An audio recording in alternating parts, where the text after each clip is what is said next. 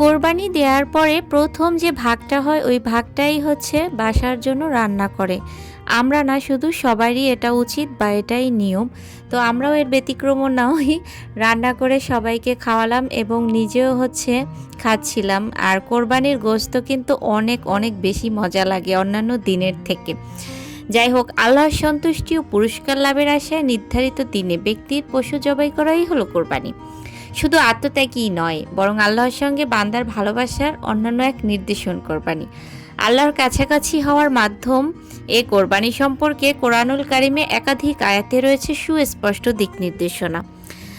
সেসব দিক নির্দেশনা কি? আল্লাহ তাআলা বলেন, কিন্তু মনে রেখো, কোরবানির গোশত বা রক্ত আল্লাহর কাছে পৌঁছায় না। আল্লাহর কাছে পৌঁছায় শুধু তোমাদের নিষ্ঠাপূর্ণ আল্লাহ সচেতনতা। এই লক্ষ্যেই কোরবানি পশুগুলোকে তোমাদের অধীন করে দেওয়া হয়েছে। অতএব আল্লাহ তোমাদের সৎ পথ প্রদর্শনের মাধ্যমে যে কল্যাণ দিয়েছেন, সেজন্য তোমরা আল্লাহর মহিমা ঘোষণা করো। হে নবী, আপনি সৎ কর্মশীলদের সুসংবাদ দিন যে আল্লাহ বিশ্বাসীদের রক্ষা করবেন। নিশ্চয়ই আল্লাহ কোনো বিশ্বাসঘাতক অকৃতজ্ঞকে পছন্দ করেন না। প্রথম কোরবানির ইতিহাস অতি প্রাচীন। যাই হোক, কোরবানি সম্পর্কে অনেক কিছুই বলে ফেললাম, আর ফাঁকে আমার কাজগুলোও কমপ্লিট করে ফেললাম। এখানে আমি সব ধরনের মশলা দিয়ে এবার হাত দিয়ে সুন্দর করে ম্যারিনেট করে নেব।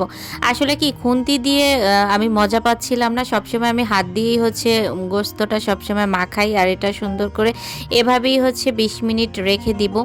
দেন 20 মিনিট পরে এটা সুন্দর করে ম্যারিনেট হয়ে যাওয়ার পরে আমি হচ্ছে এটা চুলায় দিয়ে দিব। আস্তে আস্তে করে হচ্ছে এটা হতে থাকবে। আপনি কোনো প্রকার পানি অ্যাড করবেন না, পানি ছাড়াই এটা হচ্ছে ভালো করে কষিয়ে নেবেন। প্রায় 20 মিনিটের মতন কষিয়ে নেবেন, তাহলে একটা অনেক সুন্দর স্মেল আসবে। আর অলরেডি আমার এখন তো মানে ক্ষুধাই লেগে গেছে, আবার খেতে মন চাচ্ছে। আসলে কি, কোরবানির গোশত না অনেক মজা লাগে। অন্যান্য দিনের যে আমরা গোশতটা কিনে আনি বাজার থেকে, ওইটার থেকে কোরবানি দেওয়ার গোশতটা কিন্তু অনেক বেশি মজার হয়। আর আমার তো আলু মাস্ট লাগবেই।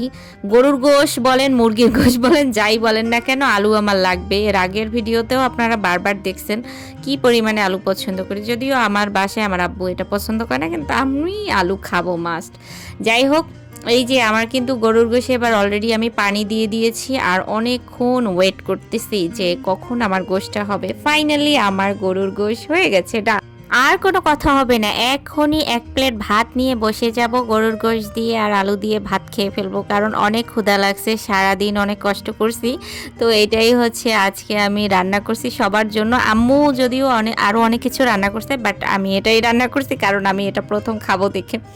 এরপরে হালকা একটু আম খাইলাম, আমটা ভালোই মিষ্টি ছিল। যাই হোক, ভিডিওটা এই পর্যন্তই। সবাই ভালো থাকেন, সুস্থ থাকেন, অ্যান্ড আল্লাহ হাফেজ।